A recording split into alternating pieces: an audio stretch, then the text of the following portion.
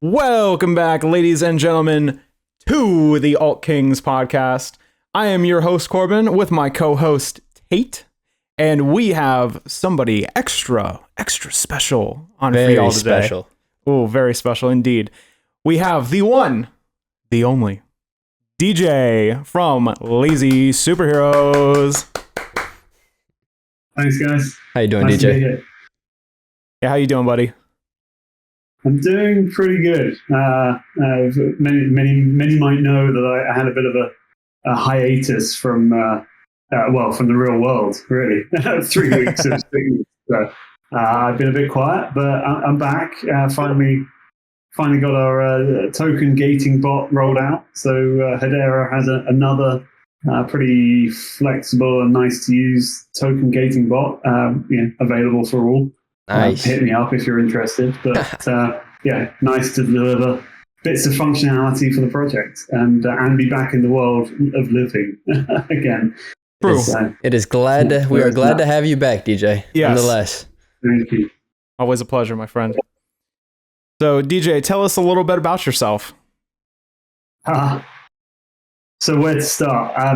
I was. This is a fairly new revelation, giving it to you guys first, the hot scoop. But about a week ago, I resigned from a job. I used to work at a hedge fund. I used to invest people's money. So a fairly intense, always on kind of job. Very stressful. Yeah, so 8 years as a portfolio manager there before a career at banks and various other things. But, backing all the way through that. Before, I was originally a computer science guy and a developer at heart. So I kind of gone full circle, but, back with crypto, so, the alignment of the finance thing and the computer science thing. So my two favorite things. I'm a geek, may as well admit that. And just jamming them together, that's where crypto is, and so being part of an ecosystem and seeing it develop and trying to add to that has always interested me. So that's it. That's the short version, the canned version. I expect to be back in a new role somewhere in another incarnation, but hopefully once my firm figures out how to let me go. I'll have a few months off and I can use that productively to help push forward the NFT space on Hedera. Love to hear that. Very cool, my man. Congratulations. Thank you. Yes. How did you actually find out about HBAR? So again, comp-sci guy who's in the middle of finance, kind of skeptical about crypto, I'll be honest, to begin with, as is always the path. I have been watching since the old days. Clearly, I'm a pretty cynical guy at heart, so I got in my own way and didn't buy the things I should have just bought, closed my eyes and bought them. I always thought there were risks and they wouldn't necessarily none of them came to pass. And so again, I should have got out of my own way, but I was always looking at layer ones, trying to figure out what might fit what I'd actually like to be. So I found that I was introduced to interviews with Lehman back in the old days before the SAFTs. Somehow I registered for those SAFTs and then didn't get the notification, which is really quite frustrating. So I didn't get in on those. Would I have allocated the kind of capital I would have needed to have been part of those? I don't know at the time. Yeah. Anyway, we get to white papers. Hedera was the first network that I was very comfortable with. Actually, interestingly and perhaps controversially, XRP Ripple was my first love in terms of crypto. I really love what Ripple, the company, were doing. I thought that use case was truly spectacular. Once I came to the conclusion a long time ago, and things may have changed, but the XRP wasn't necessarily core to what Ripple, the company, were trying to do, it would help and potentially make it better, but it wasn't a prerequisite for what they were doing. I kind of got caught in no man's land, so I never really allocated substantial capital to the idea. But there is a clear use case. Again, I'm always looking for not number go up, which again is stupid me. I should just buy things and let number go up. But real world use cases. I want to understand. I've lived in the banking world. I understand. I send money across borders. I know how painful it is to deal with Nostra accounts and KYCs and all this. Not knowing where it will land and when and how much it will cost you to make that happen. So seeing a real world use case was just like, wow, this is great. But never really clicked for various parts, and then lawsuits and the like. But Hedera was the first one that I thought took on the world a little bit differently. I think trying to win the enterprise is not necessarily popular with the retail crowd, but in the long term, as part of a multi-chain, multi-layer, one ecosystem where you sort of take the best bits of everything and combine it together for real-world usage, I've always thought that Hedera would be a decent part of that. And for some of the reasons that the maxi crowd might hate Hedera, but there's elements of centralization. There's certainly elements of let's call them government stooges. But the relationships that some of the key personnel and where they've been, to me as a finance guy inside the machine, those are positives because those are how it gets through to win the enterprise. That's why an IBM believes in it. That's why ServiceNow might develop on it. That's why DLA Piper might be involved, because of those reasons. And I'd love the number to go up. We all would, but I think that will come in time. And it's just it's a slow burner. And so actually, this destructive, painful, horrible, miserable crypto winter that's upon us right now, this excites me because this is the time that I get back to allocating capital, developing things, looking at ways to make the world, or a slice of the world different and better, and no longer have to deal with, but it's lagging this and it's not doing that. Why hasn't it jumped 10x? Because that's noise. I take a sort of fairly medium term view, and weirdly over time, my perhaps destructive side and frustration with everything that central banks have done and debasement of money, etc., pulls me more and more into this world of believing that crypto could be a real thing. But I'm not stupid to believe that it can be disconnected from the world of macro risk, and for sure. That's taking a pounding. So this is only going to take a levered pounding, which is you need to understand, have a plan, and stomach for it. So short circuit all that back. I found it very early, well before the net launch, etc. I missed out on the SaaS because I'm a clown and probably didn't check my email or have an overactive spam filter. Mainnet launched, and everyone dumped the token. And I stood there, and that was my first proper allocation in terms of capital to crypto, and that was at a circa 1 cent price. So I've been in since then. I've bought all the way up to 42 cents. But I'm back buying now. I've been on pause since November last year when pretty much everything peaked out. I bought a little here and there to play with NFTs or on ETH or whatever. XRP. I bought some for the hopefully blossoming market that will appear over there when they get launched. But in general, I've been on hiatus. But now, dollar cost average, I don't know where the bottom will be. Bottom picking, smelly fingers.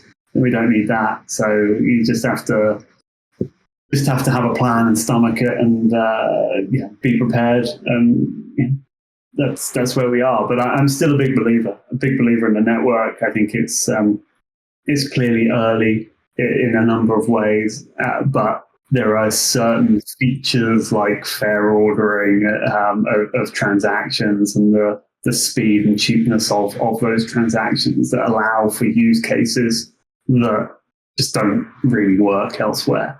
And so it's that real world use case stuff that brings me back every time. And I just think one day we wake up and find that Avery Dennison's got a couple of billion items being tracked all the way through the supply chain, and it'll just be a shoulder shrug of like, of course it is. and suddenly people will say, hang on a minute, what's this network I've never heard of? Yeah. So 100%. That's the plan. Anyway, that's my plan.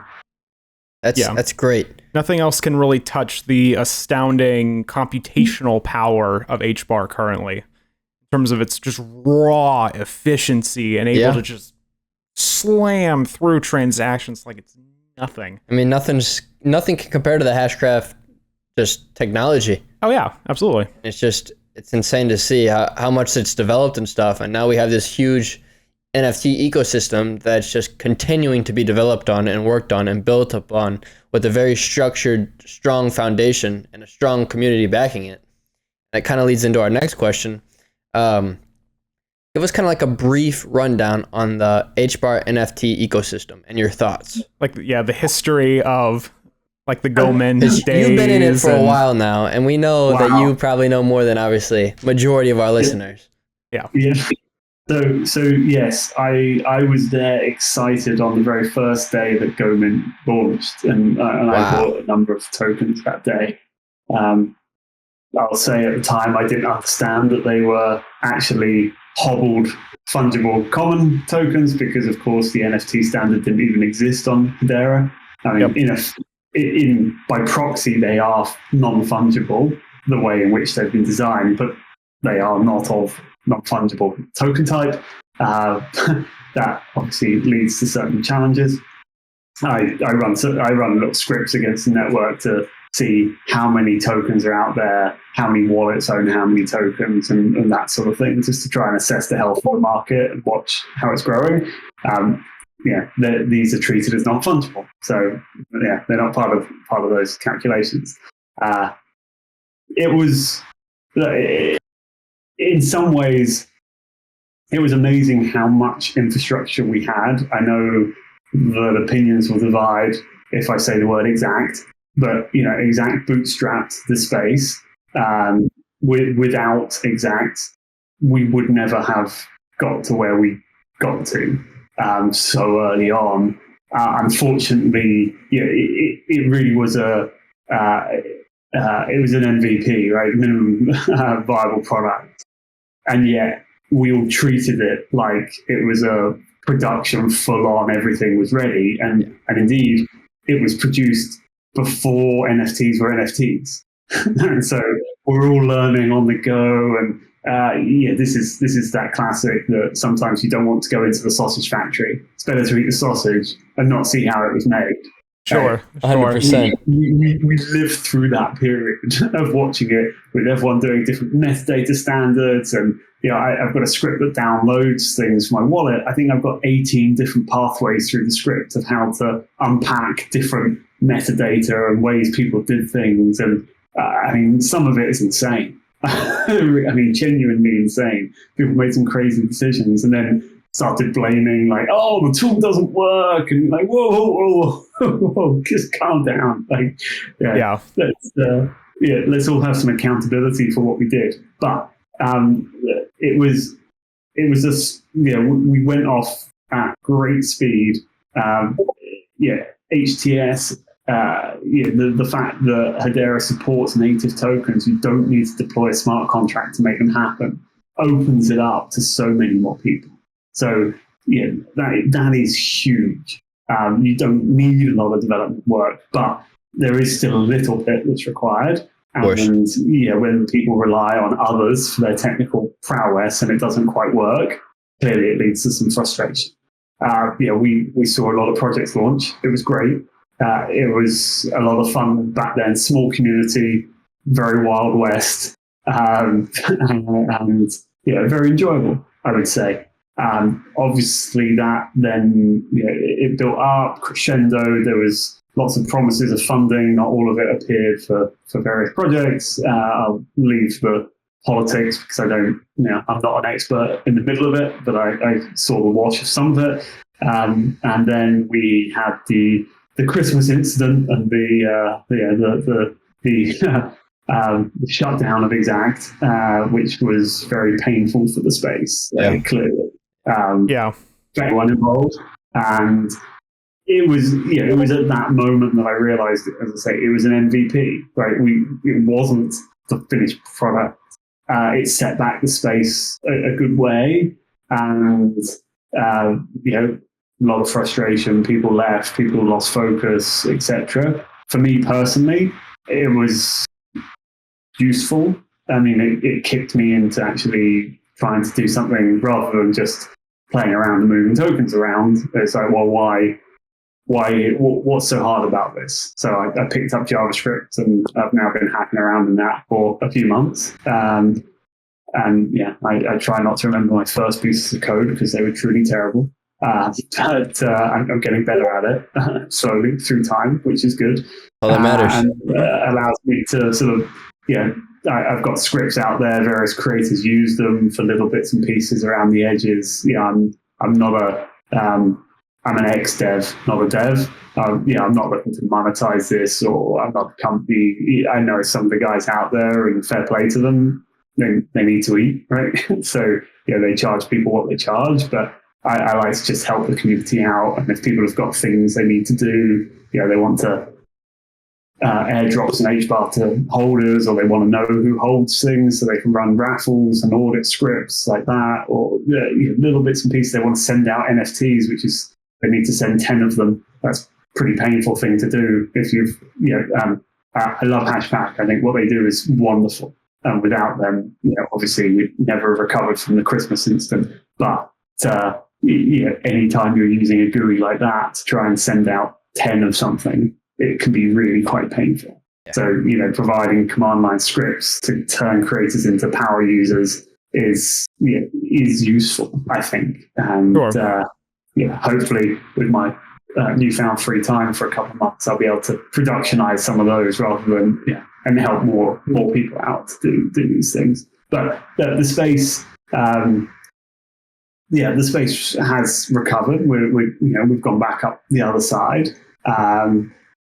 There have been some marketplaces launched, which is great. Obviously, we were hoping for marketplaces. We've always been hoping for marketplaces, but there remains challenges. On the one hand, you've got Zeus, which, again, great job, looks great, works well, but it does rely on escrow, which, you can... but I understand why they do that. I don't personally love it, but I buy from there. That's fine. That's not my problem. And it's a little bit more constrained because it's single token collections, which has some creators have therefore reminted or whatever just so they can get onto Zeus. I don't really love the idea that a project's forced to do something to suit a marketplace. I always think that a platform should accommodate the users, but that's my choice. You can do it either way. Then we've got Hash Guild, and I think what they're trying to do is great. That's the much more sort of open, flexible route, but it suffers in other ways because it relies on IPFS, and it can be a little slow there. And when you trade, you have to be online with the person in a half an hour window because you're using secure trade. Which again, no fault of Hashpack. It's amazing we have it. It's awesome, but that has been a frailty of the network. You had to use scheduled transactions to move things because both sides need to sign it. So technically, the network is now rolling out the things that we've been needing. So we now have, as of the version 25, I think it was, that went live a week or so ago. That now there is the functionality for allowance spending, so allowing someone else remotely to spend from your wallet up to a certain amount or move tokens. So that is the sort of functionality that you're used to with OpenSea if you're an ETH kind of person. Yeah. Right? So no one's implemented it yet, but the fact that we have the tech now means that we can see these things come to pass. 100%. Similarly, we're moving rapidly towards the RPC JSON relay, which will allow MetaMask to sign transactions. So, all of a sudden, we're going to have the building blocks. And so this, you asked for brief, and I'm rambling on at length. But the point being, I think that the early days with GoMint, Exact, we bootstrapped the world, and we thought we had the end result. And actually, we didn't have some really key technical pieces for NFTs on Hedera. Hats off to Galaxy, because they're close to Hedera, and they kicked them until they started doing things like standards, royalties, etc. But more and more of these pieces are falling into place now, and it's a very exciting time because as they come into play, the ease with which HTS allows projects to come online, the speed, the cheapness, etc., allows more projects to come in.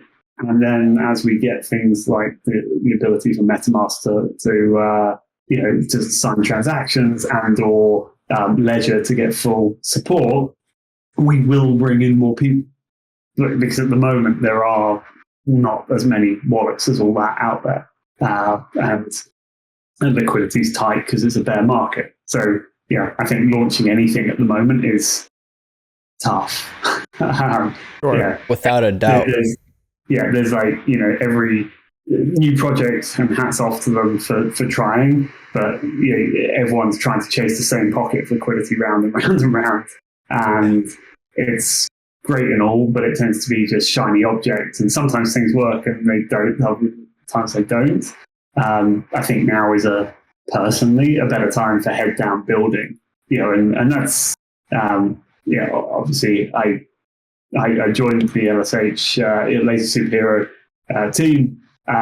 That's one of the things that's attracted me to it. As a very early project, as one of the first out the gates, we're funded. We've got the money in the treasury ready to go. We're developing things ourselves, but also using external development resources as well to try and sort of accelerate and bootstrap us onto where we need to be. So that I think is a really key differentiator. Not only is there a unique project with big plans and lots of different mediums and interplay, and maybe a very strong roadmap, but on top of that, we've got the funding to deliver it. Which we're not needing to try and squeeze the lemon to get just our last few drips of juice. But we know what the technical challenges are, and that's good. We're leaning into them at this point, and that's we'll see. Head down, build. Right, that's now's the time, and that's for me. I've supported a lot of projects. I mean, Rudolph, you see me everywhere, right? I definitely try and support projects, even if I'm not really sure about them. I've certainly learned some lessons the hard way of being too trusting, but it's fine. I mean, it was always a grand experiment for me to see how this space was. But at its core, I like projects with builders attached with them. People who actually are trying really hard to deliver not just another set of generative art, but they're trying to build a community in some way, or they're trying to be available to their community for certain things, and whether it's a tool or how they act with other people or how they share their information, those things are really critical. Very true. Me and makes a big difference. Nice. That was my brief answer. Not very brief. Yes. Brief like Bones that answer. That was a great history lesson, I'll tell you that. Yeah, that was a beautiful history lesson. Like you should write the textbook on the history of HBAR NFTs. Yeah. Be great. Yes, yeah, been here too long for that. Yeah, it's good. God. Yeah. I'm old in every sense of the word. Well, you're doing just fine, my friend. You're doing just fine. Right. So, how did you actually come to meet Baptiste and end up actually becoming a member of LSH? So I used to, for personal interest, and because people used to bother me a lot about, oh, you like this, you like crypto. What should I buy? What should I buy? And I'm not a guy for picks. That's never been my thing. I'm a researcher at core. Right? I like to, I like to be able to sleep at night because I believe the thing will work. It's not to say I don't have degenerate plays where I've bought something and hoping and praying, but the capital you allocate there is a much smaller number. Knowing that, so because I used to get a lot of those questions and I got tired of trying to explain, I started writing a monthly newsletter on Hedera. It lasted for about a year. For various time constraint reasons, it's kind of fallen by the wayside now. But it just used to keep updating people on use cases, what's happening. What was the name of it? Hedera Happenings was the Oh, name I've of heard it. of that. Yeah. If you've Nice. ever seen one of those kicking about, that was me doxing myself. So that was me. I used to keep people up. There's certainly it's been in and around the Discord community, but it went to a sort of wider, broader audience as well out there. And so that's where it all started. Now, obviously, I was on the scene early, and when Baptiste launched Lazy Superheroes Gen 1, it was expensive at the time, right? It was 2,000 HBAR. No one really knew. I had a hunch that, knowing that he was involved with Exact and he had ideas for other things, that potentially it was he's a builder. So I've always thought that that's the sort of people you want to be involved in and with. And there was only 100 of them, scarcity aspects, etc. And I happened to be on a train.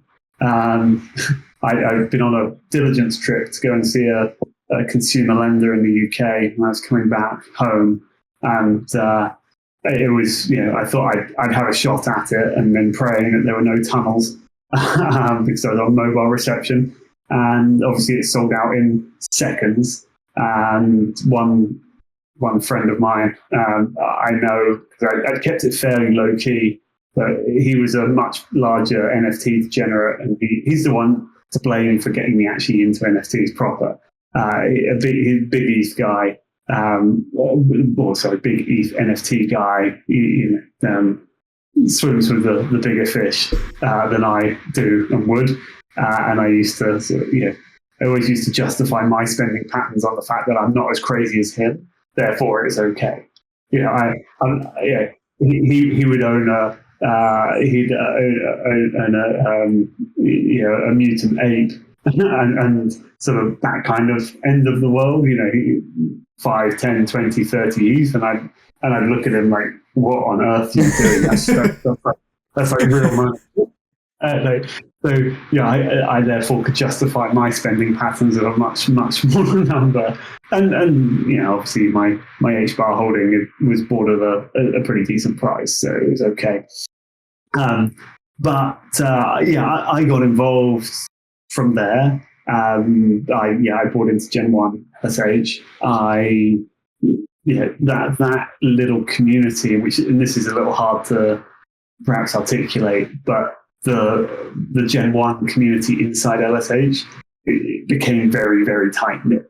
It had all the features that I have grown to know are good for a project. There's guys and girls with good amounts of liquidity.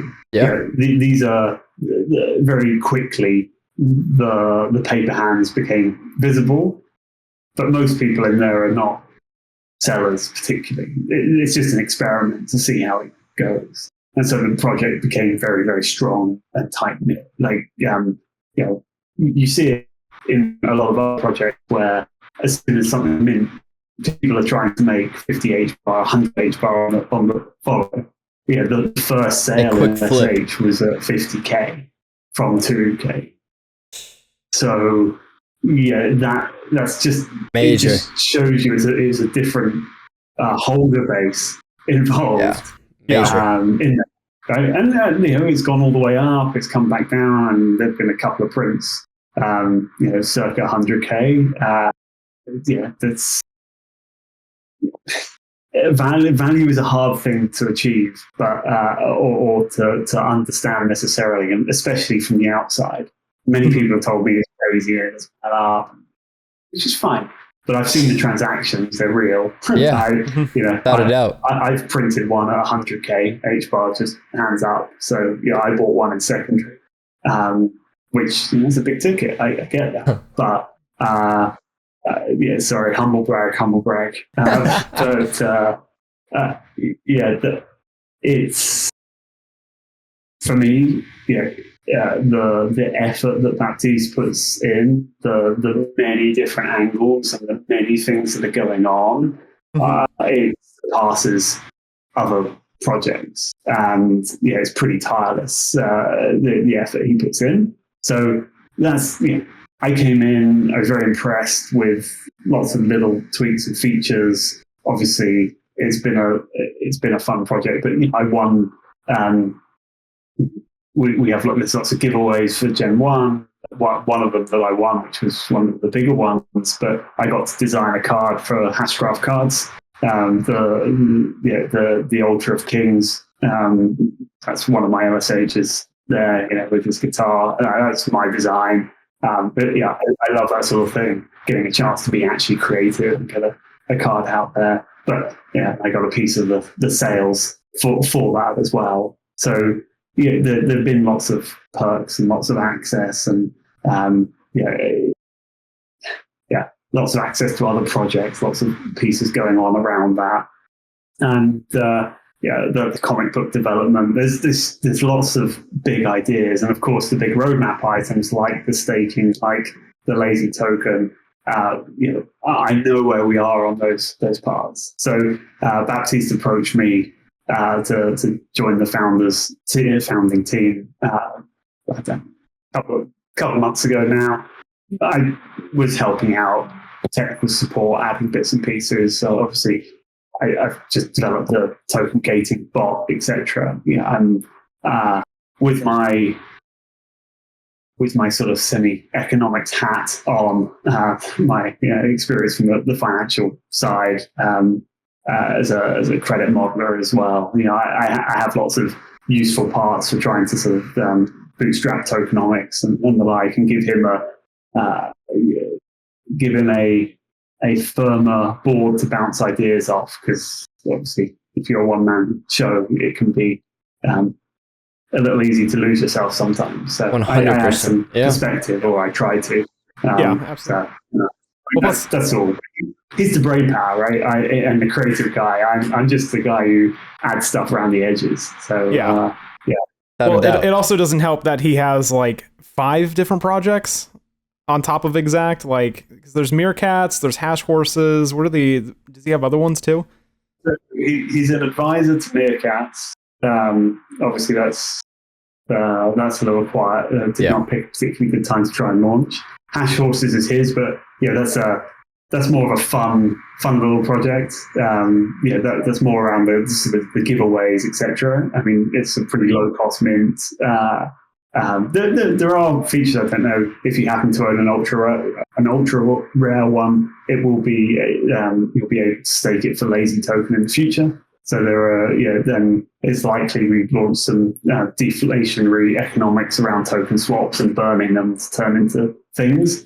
But it was always designed as a cheap mint for people to have some fun with. And the lotto ticket, if you happen to hold one and you spent 50 HBAR on it and 20,000 HBAR back on the other side because you win the lottery. Well, that was fun, right?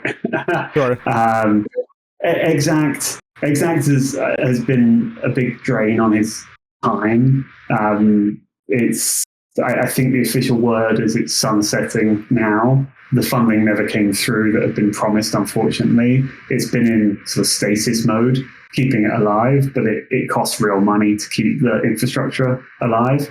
I think one of the things that wasn't, I mean, it's all been turned off now, but wasn't necessarily, people weren't necessarily aware of was the exact, as well as the wallet and on mobile, which, I'd love I like that bit, the fact that it was a native iOS app, but it also had back-end architecture and infrastructure for APIs. So, it did allow people to, rather than querying mirror nodes and figuring out who owns what tokens and doing it the hard way, you could just ask exact, pass off to its API and say, who owns this token or the like. And it had a back-end architecture, the server-side stuff, which users don't really care for because they don't see it, but it allows developers to get further ahead that much faster. Yeah. So that was one of the things that was a big loss. We've now got replacements for that, and people have built around it in other ways. But some of the minting tools had aimed to use that, and then it just disappeared, and so that was clearly problematic. Anyway, exact, I think sunsetting. I think that's fair to say. So that will quieten down. Hashgraph cards. That's a big project. That's a very real project. There's lots of things going on there and new stuff. But you're right. Like he's a busy guy. But that's always the thing I said to him: just head down, develop, build, and just get it out there. We've got some pretty good looking updates for all the artwork on the websites and some of the graphical assets to be reworked. I think that's going to be pretty exciting. We're getting closer and closer to the smart contract led farming, which is something that has always been on the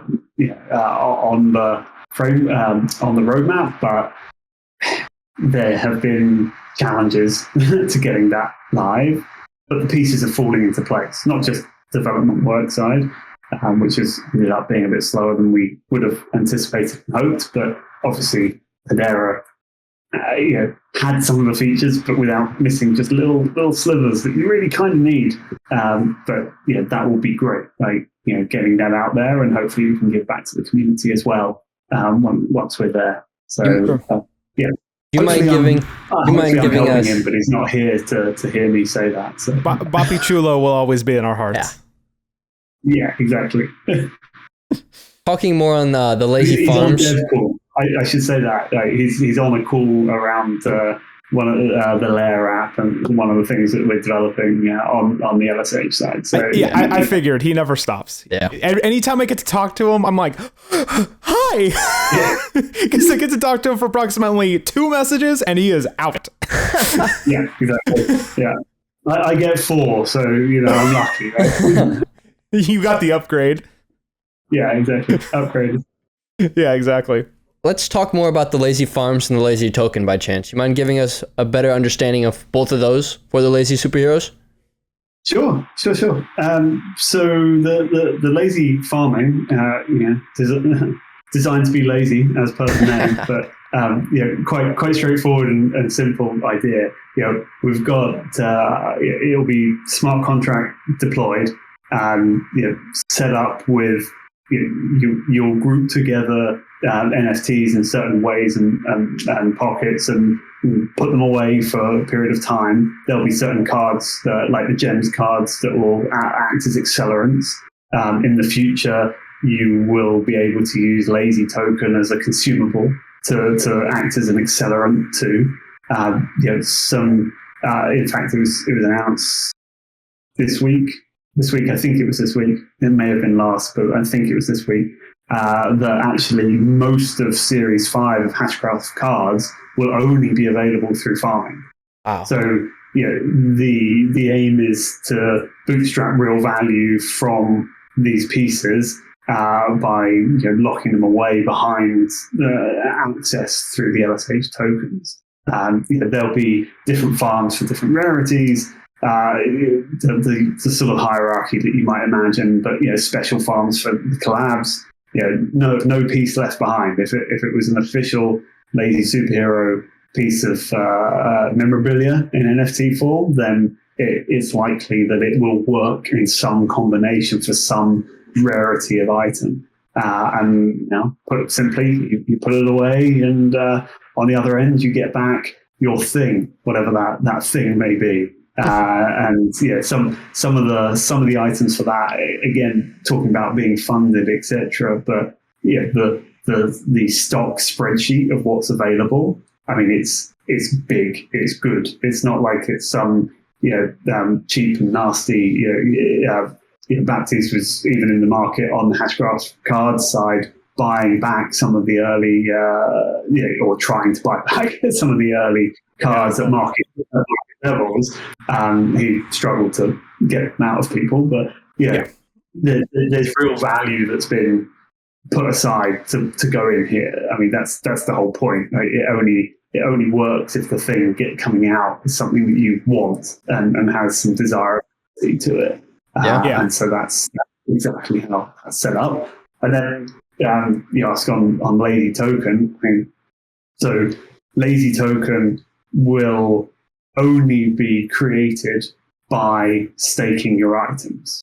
That's it. There's no pre-mint, there's no founder's share, none of that. So obviously it's all about balancing the inputs and the outputs. We have some spreadsheets and we have some models, but we're still tuning, and until it goes live, nothing is formal or official. But there will be different powers of staking, your staking score. So something like an LSH Gen 1 has the highest, given its scarcity, but there will be different grades on there. There'll be time-based bonuses. So if you leave it staked every month, then there'll be an incremental multiplier up to a maximum. So that will mean you're accruing, but as soon as you draw it down, obviously that will reset. There will be, with the LSH Gen 2, all of the metadata on there is used to combine. So if you have every weapon that exists across all of them combined together, well, that will get you a set multiplier bonus. I mean, I'm old enough to remember the original Diablo, but good old hack and slash games where you've got some armor set, some kind, and that generates an extra bonus on top. So these things will be stackable. What then do you use the Lazy tokens for? Well, it will allow you consumables to speed up the farming, but it may also allow you to buy, LSH Gen 3 when it comes. It's likely that actually pieces of that will be sold off solely or at discounts in Lazy token. There will be, certainly for the Gen 1 guys and girls, there's the concept of potions for developing mutants of those. I've seen some of the artwork for that. Again, it's pretty cool. All the artwork's amazing. I love it all. Serums. That's the word, not potions. Serum. I'm going to get told off using the wrong word, but yeah. So, but those are exhaustible and one shot per LSH Gen 1, for instance. And will there be one for the villains? May well be, but in time, so there's definite consumables there. There's a number of games in the works, which potentially is where some of the chibis will be used for. But again, access to certain pieces here. The comics, the first comic, which the art graphics, I mean, production value is absolutely top notch. I think hopefully everyone's going to be surprised by just how good it is, and it's getting near. So the initial comic will be free to read, but there'll be airdrops of that comic book to people, but there may also be ways to buy it as NFTs with potential access to get alternative covers or even the alternative endings, which, little things like that. will be other ways that will imbue it with value. But there'll be plenty of things that you can spend it on in order to try and balance it out. Events, raffles, access to things, giving people access for temporarily to a certain thing for a period of time. And from there on, what the community does with it is what the community does with it. If people wish to exchange it for other pieces because it has that value, or they need someone else needs the consumable for something else that they want to do, then it will hold a value. If someone decides they want to put a liquidity pool up, it won't be us formally or officially, but I'm excited about DeFi on the Hedera network. So let's see. Who knows? There could be a HBAR lazy pool at some point in the future, especially if some of the higher value, big ticket items that people want access to are only available in lazy. Then there's some value there, even if it's only nominal. So we look forward to making it as easy and lazy as possible for people, mainly about holding things and keeping them together. We think the set bonuses and the like will, once we publish the details, make trading of Gen 2 LSH that much more exciting, because it might not be the rarest. At the moment, everyone just chases rarity. It's the 15th rarest one. I kind of want that one. But let's just scrap that. And it's like, well, but it's got the sword that I need. And without that, I don't get my set bonus. So all of a sudden, even the least wanted items have value to the right person because they complete sets and things like that. So that's what we're aiming for. Have you ever thought about potentially turning the comics? Because they're going to be like actual comics, but in NFT form, correct? Have you ever thought about turning those comics into like a comic type of module where you're able to rent it out to somebody else? They're able to experience the comic and then return it back to the owner. Interesting. Like a library situation. More or less like a library. Yeah. Interesting. No, have not thought about that. But just an idea, throw in your heads or something. That's cool. I mean, we would like to actually get them published in paper format and get. That'd be amazing. I'd buy one. Me too. It might just for cost wise, I think we might end up waiting until we've done a second edition or whatever. Because just doing it for one run is not necessarily the most cost effective. For sure. We would like to the mediums in which. Baptiste was always very clear about this in his vision. It's not NFTs aren't the only way to further the brand. No, there's so much more, much bigger. Yes. Than, and it's again. I'm clearly biased, so you know that. I mean, I can get that out there. You're a founder. You have to be biased, more or less. The smidge. Yeah, but. How many other projects have a story arc that ties the characters together? I mean, that alone is valuable, and you'll see that when the comic book comes out. I realize that without reading the story, you don't necessarily have that context. But knowing, which of the heroes are related to each other, the fact that, as it stands, the heroes and the villains, they have the nemesis of each other. So there's huge fertile ground. I mean, we all know the sort of bare bones of how superhero stories work. Yeah. But the plot development of each of the characters and how they fit together, that gives a huge runway of material to work with some creativity, which it's not just another PFP project, right? It's not just a bunch of art that's been generated and out there. That's not to do down those, because I think they're great and I have a lot of fun with those. But my point is, it's a much more thoughtful thing. For sure. Yeah. I mean, you can do a lot. I'll do this show on that. Yeah. I mean, the brand itself is, like you said, more than just an NFT project. Like, you can do so much more, digital and physical. There's so much value to come with this, and especially when the artwork's so good like it is. Like, I love the artwork for this project. It's just so unique, and it's so like one of one. And it's just, I feel like once Hedera's ecosystem of NFTs are continuing to be developed and there's a lot more sound ecosystem backing it, I have no doubt in my mind that the Lazy Superheroes will do wonders in the years to come. Yeah, definitely. Plus the other thing that they have as well is the community behind them. I mean, I haven't seen another project that has such a strong, devout following of holders. I mean, maybe, could kind of compete with Vasizi because, I mean, see, DeeJay knows. DeeJay knows. He's one of us. Exactly. Exactly. That's why the community is so great, because everybody connects well with each other. It's the village. The HBAR community is a small village. Yeah. It's fantastic. It really is. But that's, look, there's absolutely truth in that. Right? That some of a number of the creators who run projects that were here from the very early days have coalesced into this project for various reasons, right? And that's normally a good sign, right? When you have a lot of people all trying to do, and everyone has different opinions. It's not that everyone's aligned, and it's not some. I don't know from the outside certainly. I've heard the accusations of like, oh, it's wash trading, and they're all just trying to make this thing. It's like, really, it's okay. I hear where you're coming from, but it's not.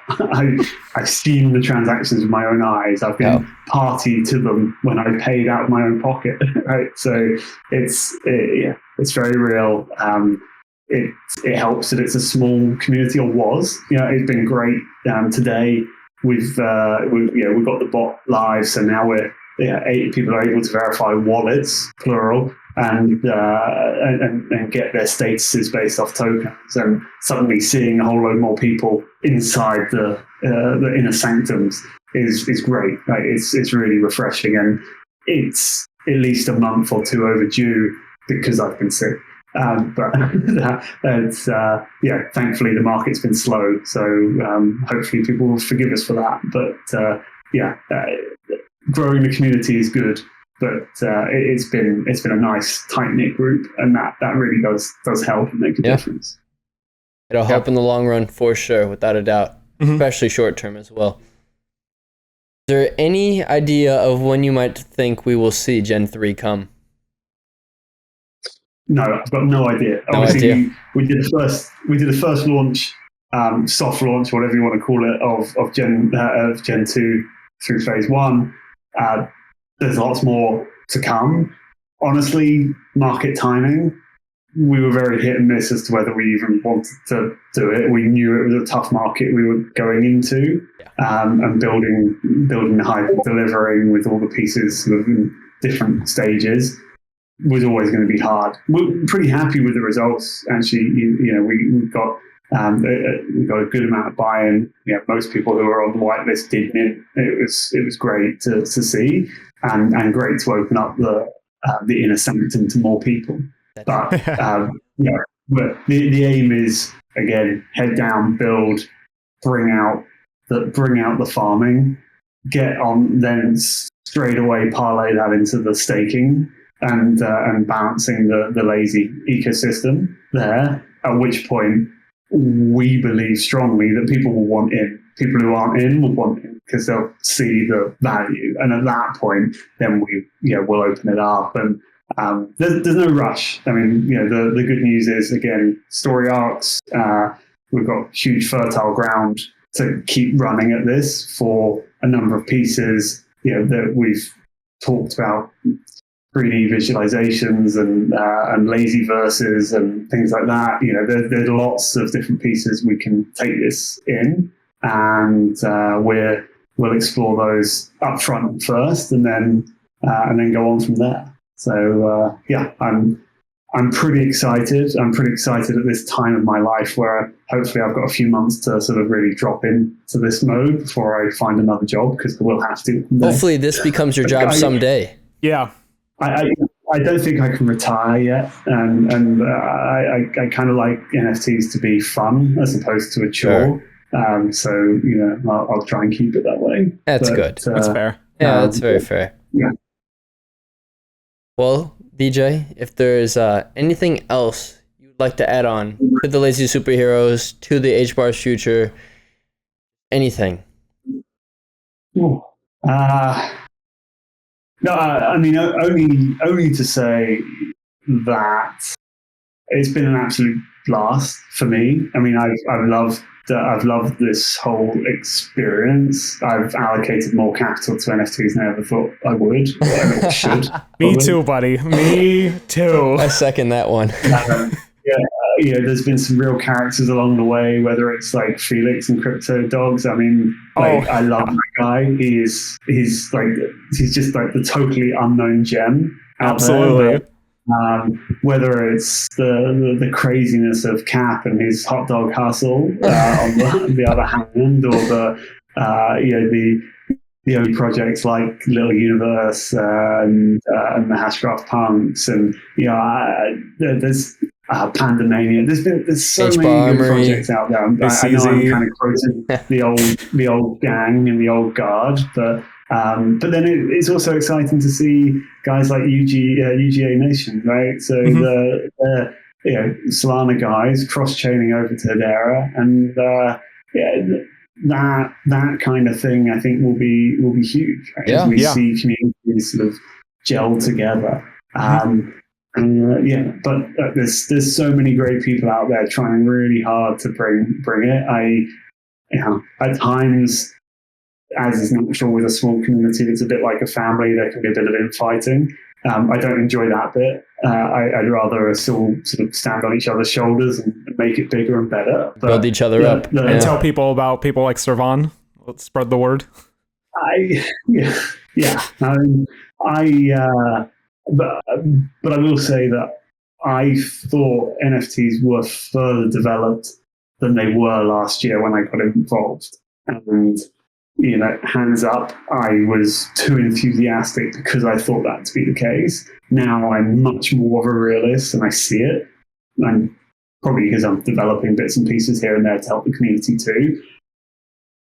But we're getting close. Very that's close. Perhaps the message I'd end on is that there's real progress and traction, and even seeing things like Pizza Party, which is an XRP project that got frustrated because they weren't getting to where they wanted to be there, moving cross-chain to be Hedera as well.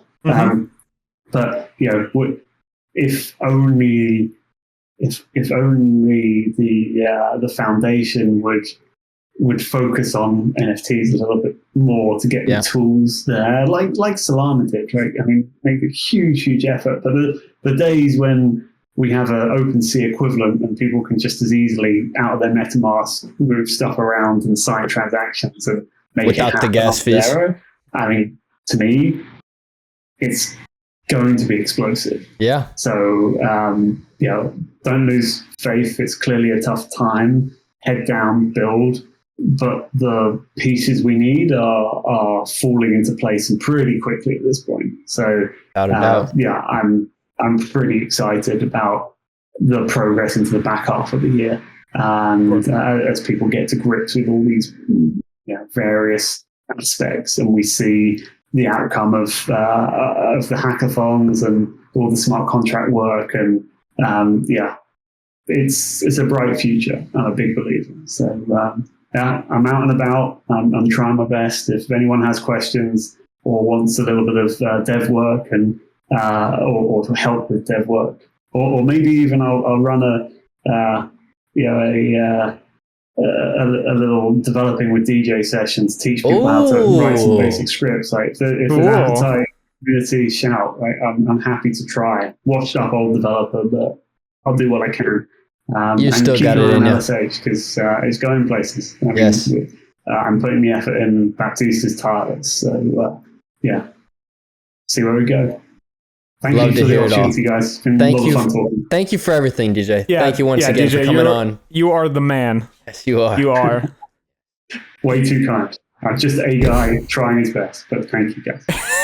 Well, with that being said, this has been the Alt Kings podcast, and we will see you next episode. お前はもう死んでいる。何? Ooh, got it. Again, I missed it.